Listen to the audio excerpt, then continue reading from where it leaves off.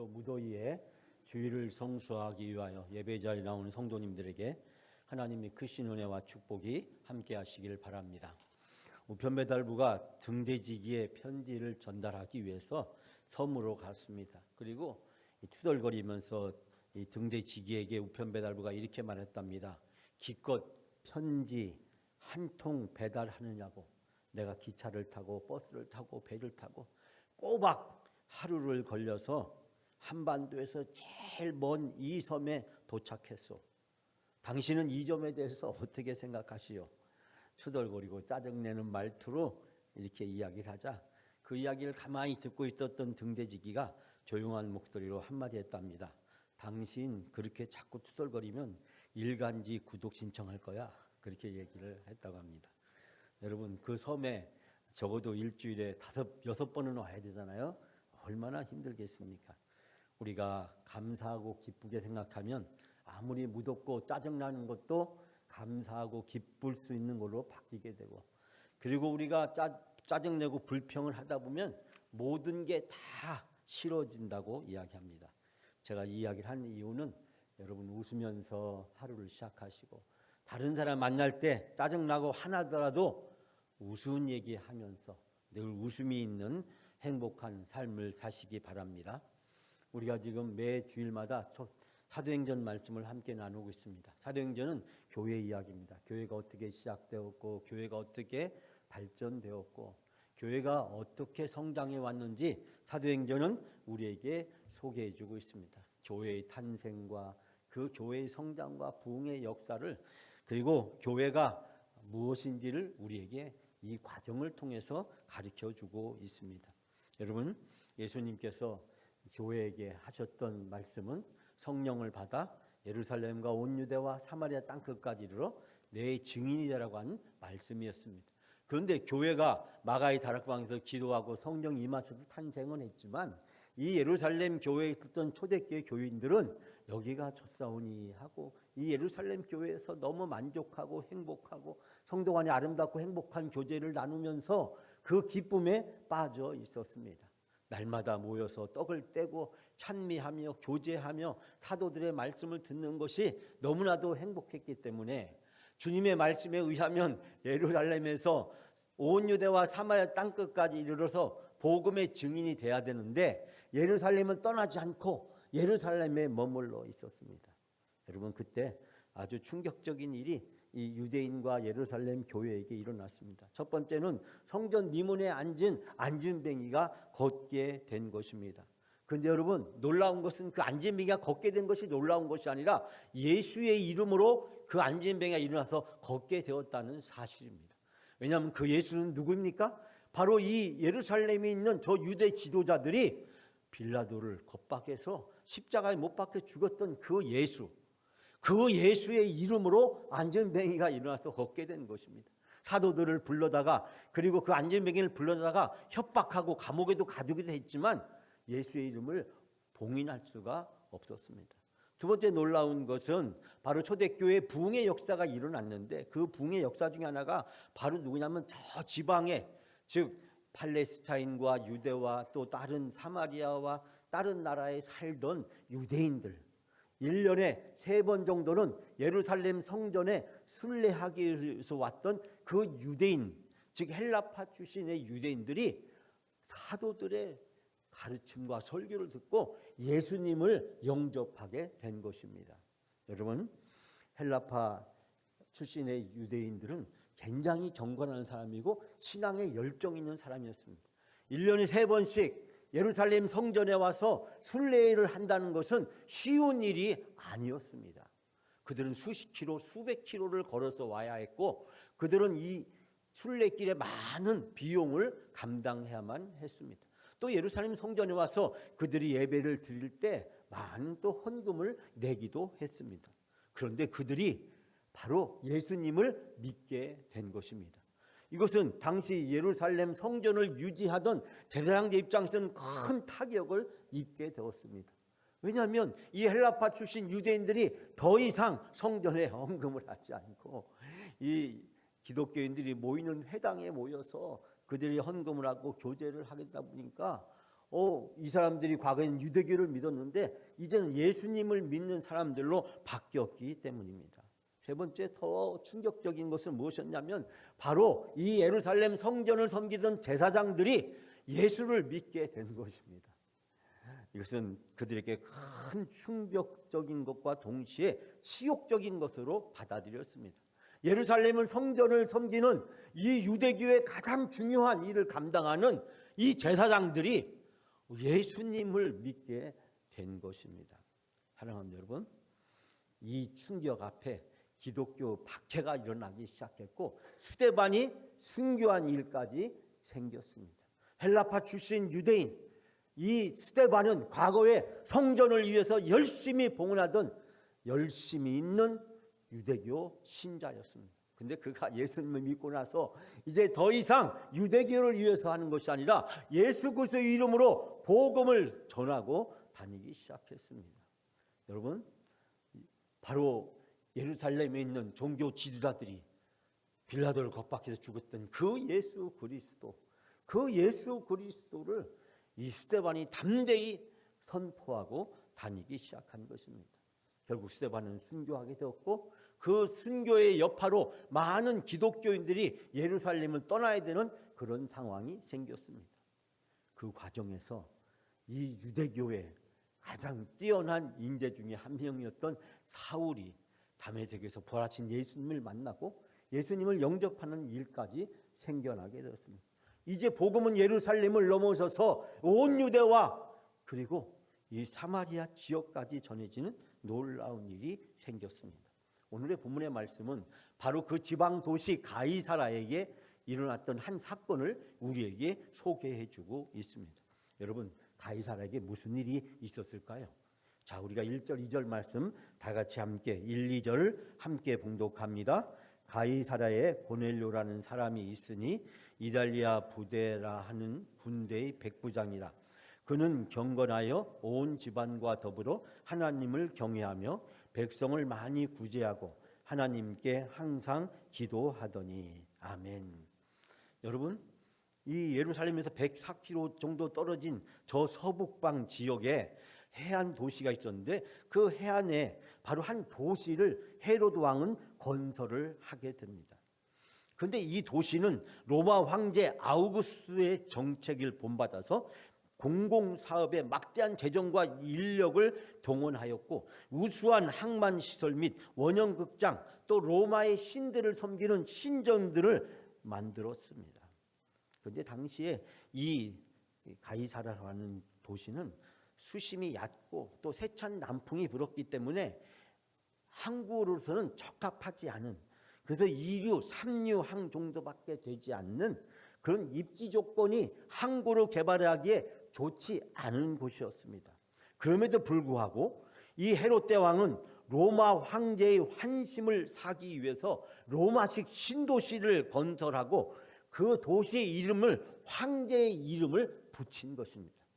이 헤롯의 아부가 얼마나 극심했는지를 발견하게 됩니다. 온 예루살렘과 그리고 이 팔레스타인 지방을 저 로마식으로 모든 것을 개편해서 자기가 로마에 충성을 다하고 있다는 것을 로마 황제들에게 보이기 위해서 전심전력을 기울였던 그런 사람이었습니다. 이 사람은 또 성전도 건축하면서 유대인들의 환심을 살려고, 이 사람들은 이 헤롯이라는 사람은 눈에 보이는 사람 앞에서는 그 사람의 환심을 사고 비유를 맞추고 잘하는 척하고 또 로마에 가서는 또 로마에 잘 보이는 척 또 환심을 사기 위해서 이런 거대한 신도시를 만들고 그 신도시에 거주했던 로마의 군대가 있었습니다. 아무래도 이 가이사라 로마 황제 이름을 딴 신도시였기 때문에 로마의 군대가 그것을 거주하면서 그 신도시를 보호하고 지키는 일을 감당했는데 오늘의 본문에 등장하는 고넬료라는 사람은 바로 그 로마 군대의 백부장이었다라고 소개하고 있습니다. 우리가 예수님 시대도 이 백부장 몇몇 사람을 소개하고 있지만 적어도 로마의 군 편제에서 백부장은 상당한 권력과 영향력을 가진 사람이었고 이 총독의 버금가는 큰 힘을 가진 사람이 바로 이 백부장이었습니다.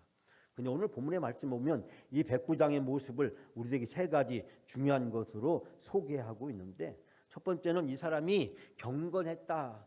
또 두 번째는 하나님을 경외하는 사람이었다. 세 번째는 구제하고 항상 기도하는 사람이었다. 근데 여러분, 이 사람이 누구입니까? 유대인이 아닙니다. 이방인입니다. 이 사람이 누구입니까? 로마 군대의 고급 장교입니다. 그런데 이방인이 로마 군대의 고급 관료가 지금 누구를요? 하나님께 경건하게 기도하는 사람이었다라고 표현하고 있습니다. 더 나아가서 이 고넬료라는 사람은 제9시쯤에 우리나라 시간 따지면 제5, 3시쯤 하루 중에 가장 이 분주하고 바쁜 시간에 시간을 정해서 하나님께 기도하는 경건의 모델이라고 추천할 만한 탁월한 사람이었다라고 이야기를 하고 있습니다. 사랑하는 여러분, 고넬료의 마음을 하나님께서 여시고 그에게 복음을 전하셨습니다. 이 고넬료가 이제 하나님을 믿되 예수님도 믿는 기독교인이 되었습니다. 하나님은 이 고넬료에게 환상을 보여주시고 그 환상을 통해서 고넬료를 부르시고 계십니다. 사랑하는 여러분, 고넬료는 지금까지 자기가 가지고 있었던 모든 편견을 다 내려놓고 이 천사를 통해서 하나님이 부르신 부름의 음성에 그가 순종하고 복종을 합니다. 우리가 살아가면서 우리에게 가지고 있는 많은 경험들이 있습니다. 근데 그 경험이 쌓이면 쌓일수록 그 경험이 지식화되고 그 지식이 때로는 우리에게 편견을 만듭니다. 그리고 그 편견이 거듭되다 보면 장벽이 됩니다. 그렇기 때문에 나이가 많이 먹을수록 어떤 일을 오래 할수록 신앙생활을 오래 할수록 사회적으로 어떤 전문적인 직업이나 어떤 분야에서 활동을 오래 할수록 그 분야의 경험과 지식이 쌓이다 보니까 당연히 그렇지 못한 사람들과 사이에서 그 사람들을 바라다보는 편견이 생기고 그 편견이 장벽을 만들고 그 장벽이 서로 소통하지 못하게 만드는 불행한 일을 초래한 경우가 참 많은 것을 보게 됩니다. 이 사람은 로마의 백부장이었습니다. 상당한 권력과 힘을 가지고 있는 사람이었습니다. 이 가이사라는 도시에 아주 중요한 영향력을 가진 한 사람이었습니다. 그럼에도 불구하고 이 사람은 모든 편견을 내려놓고 주의 천사의 음성에 순종하며 그 천사의 음성을 받아들이는 것을 발견하게 됩니다. 사랑하는 여러분, 우리 한국 교회가 다시 부흥하기 위해서, 우리의 교회가 다시 회복하기 위해서, 우리가 영적으로 지속적으로 성장하기 위해서 우리가 새로운 것들을 받아들여야 됩니다. 새로운 것들을 받아들이지 않고 낡은 것에 거주하고 안주하고 있으면 어떤 변화나 성장을 기대할 수가 없습니다. 고넬료는 로마 군대의 지휘자로서 많은 지식과 권력과 경험을 가지고 있는 사람이었습니다. 그는 하나님을 섬기는 사람이었지만 그러나 복음을 받아들였습니다. 예수 그리스도 그분을 믿게 되었습니다. 그는 이제 새로운 사람으로 삶을 살아가게 되었습니다. 지금까지 가지고 있던 모든 지식과 편견을 내려놓고 복음을 받아들인 그런 신실한 기독교인이 되었다는 사실을 발견하게 됩니다. 사랑하는 여러분, 우리를 가로막고 있는, 그리고 나와 다른 사람을 가로막고 있는 모든 편견과 장벽을 내려놓을 수 있도록 예수 그리스도를 통해서 하나님이 주어진 복음 앞에서 우리 자신을 온전히 내어 맡기고 주님께서 나를 통해서 하시고자 하는 일에 기꺼이 쓰임 받을 수 있는 여러분의 복된 삶이 다 되시기를 바랍니다. 두 번째는 이 고넬료는 두려워해도 즉각적으로 순종하는 모습을 우리에게 보여주고 있습니다. 자, 우리가 4절, 7절, 8절, 3절만 다 같이 함께 봉독합니다. 고넬료가 주목하여 보고 두려워 이르되 주여 무슨 일이니까? 천사가 이르되 내 기도와 구제가 하나님 앞에 상달되어 기억하신 바 되었으니 마침 말하던 천사가 떠나매 고넬료가 집안 하인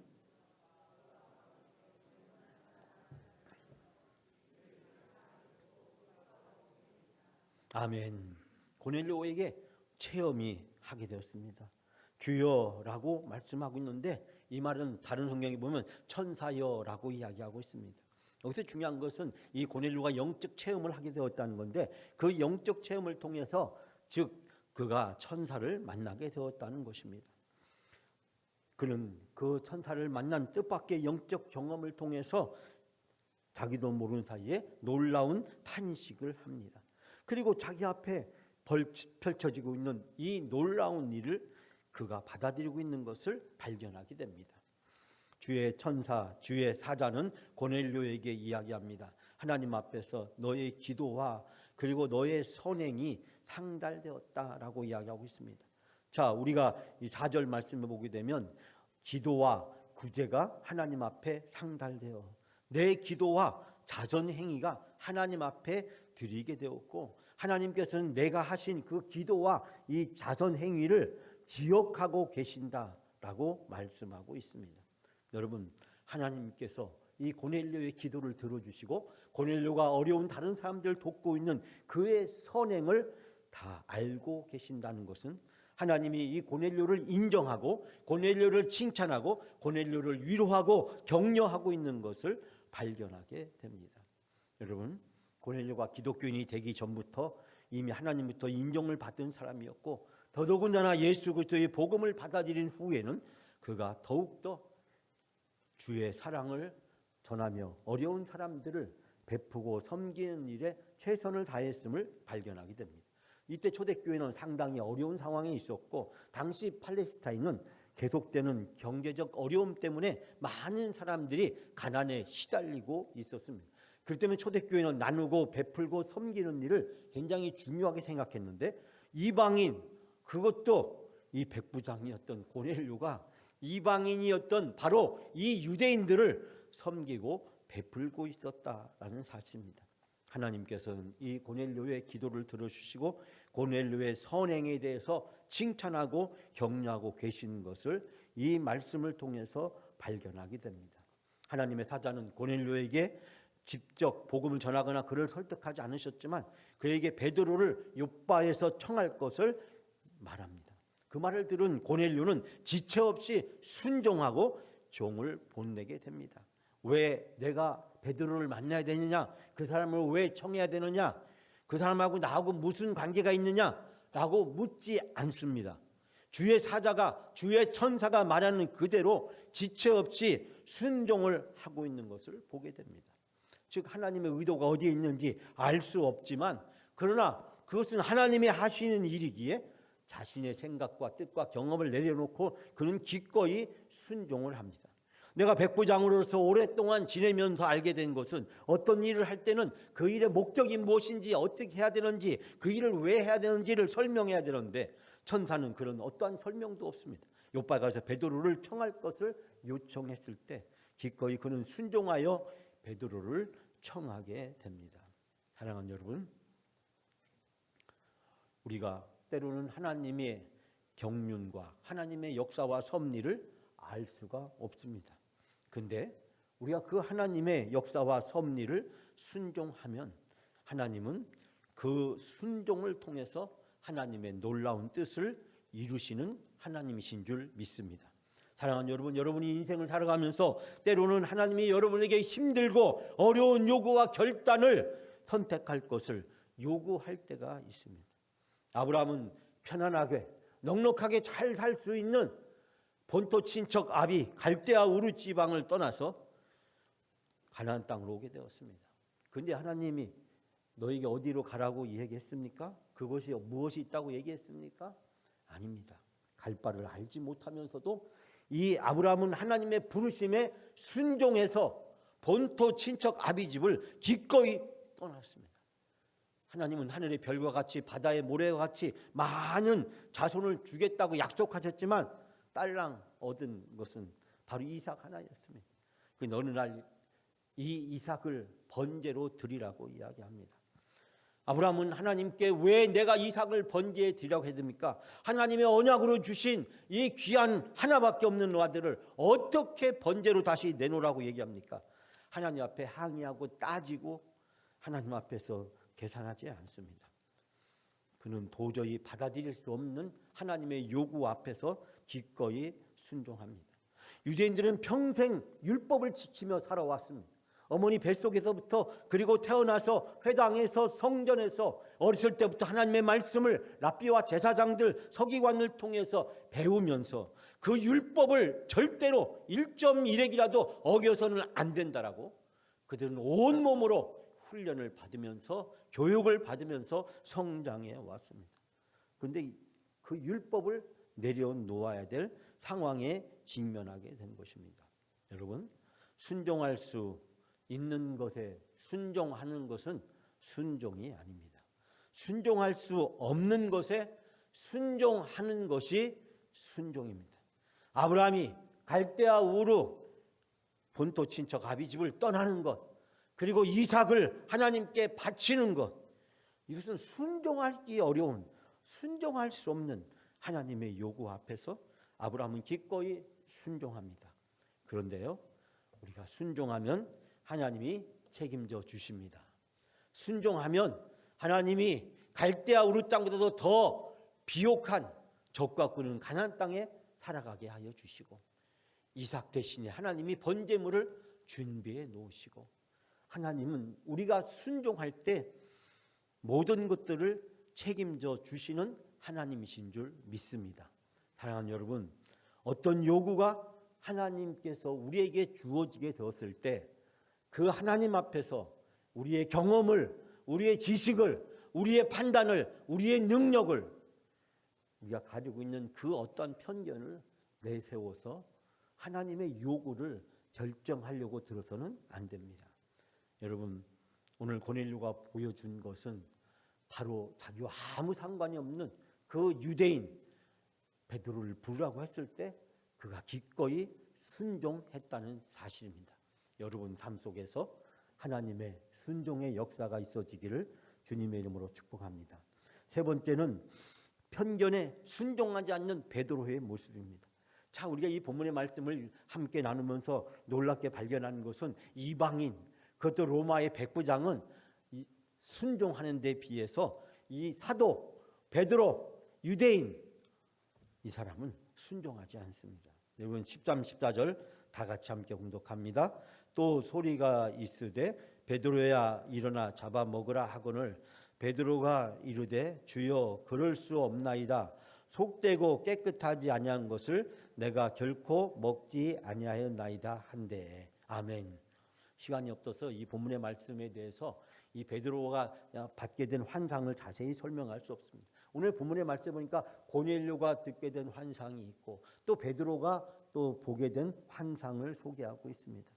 이 환상의 내용은 여러분이 잘 알다시피 정한 짐승과 부정한 짐승이 있는데 이 짐승을 구별해서 정한 것만 먹어야 된다라고 하는 유대인들의 이 선민 의식을 가지고 있었습니다. 물론 이 선민의식은 그냥 생긴 것이 아니라 율법 외기에 근거한 것이고 오랫동안 랍비나 서기관 또 제사장들에게 훈련받아서 유대인들이 꼭 지켜야 되는 것으로 간주하는 내용 중에 하나였습니다.